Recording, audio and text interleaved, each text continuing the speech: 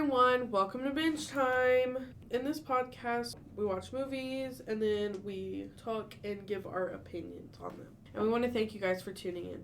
A special thanks to Silver Sky Woodworking for their support of our channel. Without them, it would be impossible to record this. If any of our listeners need custom furniture, accent walls, cutting boards, custom cabinets, they should head over to meridiannews.org and click the link for Silver Sky.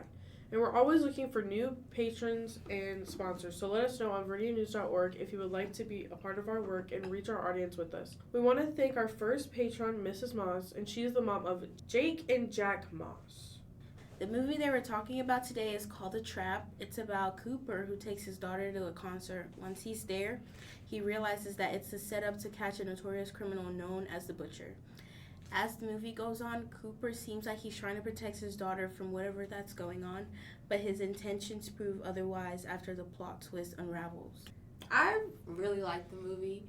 It was a shocker because I didn't think that, at first, when the movie started, it's a random dad just taking his child to a concert, which is normal because any parent would do that.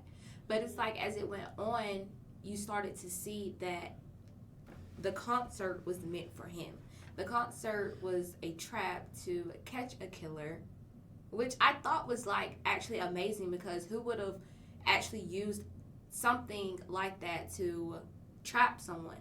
I really didn't like how he told Lady Raven to come in the room and he told her that they were there looking for him. Because she is so little and you're so big, she didn't have a choice but to stand there and accept the fact that this man is right in front of me. I have no choice but to just stand here because I'm so little. The scene that I felt was really cool was when they went in the house and they seen that he was gone, whatever, and as they go through the traffic, Lady Raven and Cooper go through the traffic, he is the FBI sitting in the car. Oh, yeah. I felt like that was so cool because it was such a shock. Like, when it happened, I kid you not, I screamed. Literally. But I really liked it. It was really, I definitely recommend it. Cooper is the Butcher, by the way. He's the one that they're setting the trap up for. Yes.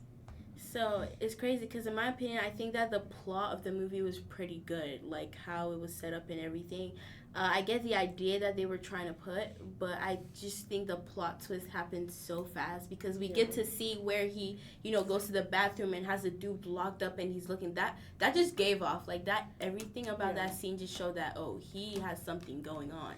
And if the plot was there, it just wasn't executed. Right.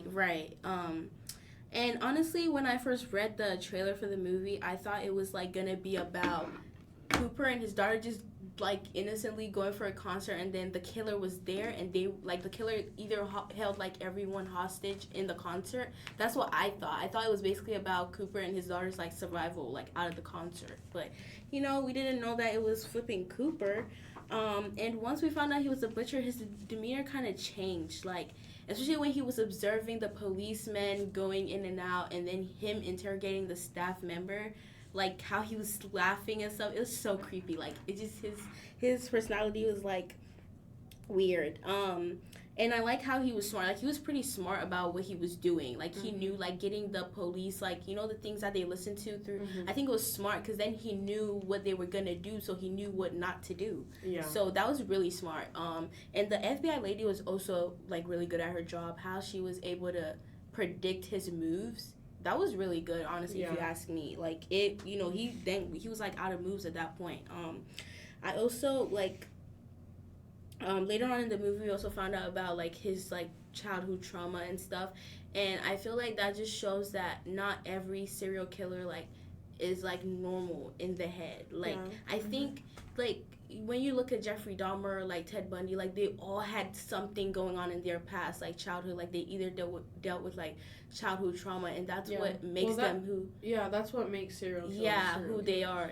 Especially criminals. That's why it's either they're hungry and they steal, or it's petty. It starts little and then it becomes big, and I think that's also another problem with him. Yeah, I was really confused. Whenever that guy Oh, they were putting that girl on the stretcher after he caused that explosion? Yeah.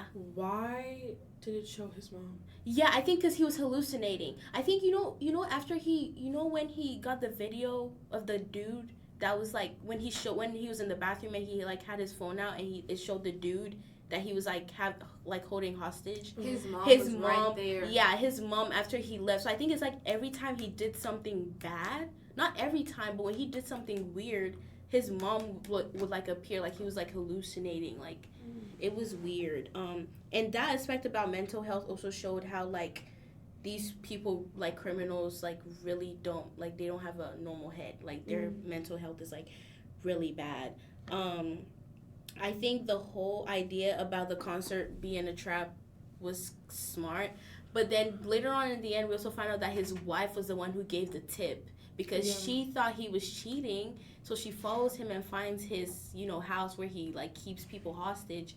And realizes that he, like, probably was doing something bad. And then I think she, ripped the ticket and, gave the police a tip. And I think people could learn from this movie, because not everything that glitters is gold. Because, we saw Cooper and he looked like a normal dude, but his mind was not okay. And, just be careful who you speak to about certain things. Because the staff dude, he thought Cooper was a chill dude and was giving Cooper every information he could. So, yeah, that's basically it. I like the movie pretty okay. I feel like, I don't know. I guess it's just because, like, I'm older, so, like, I can, like, predict and see all the things that's happening. Mm-hmm. But it really wasn't even scary or anything. Like, it was supposed to be, like, a horror movie. Yeah. Like, this was not scary at all.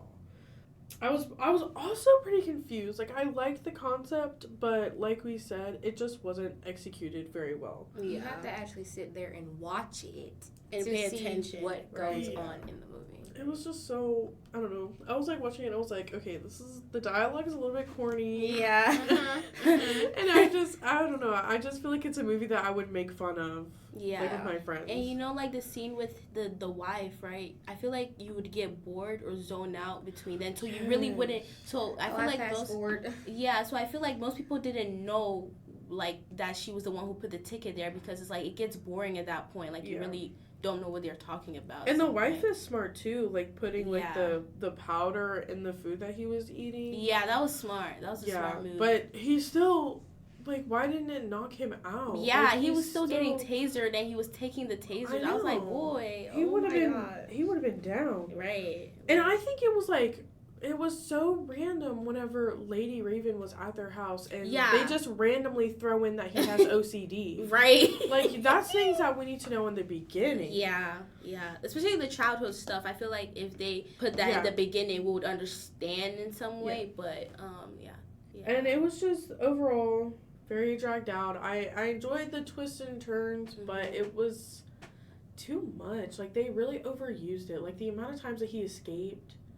It was like, and then the ending, oh my gosh, when he got the tire wire and he unlocked the handcuffs. Yeah.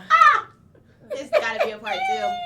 I know. Yeah, the cliffhanger. That was a cliffhanger. That right there, and he said, I was like, But it was pretty good, guys. I think y'all should watch it. I was gonna talk about at the end how he was in the SWAT truck and he got out of the handcuffs. I felt like that was extremely unneeded, because obviously there's going to be a second one. Yeah. Which is unnecessary. Yeah. I hope the second one they put in more details for, like, his childhood and stuff. But yeah.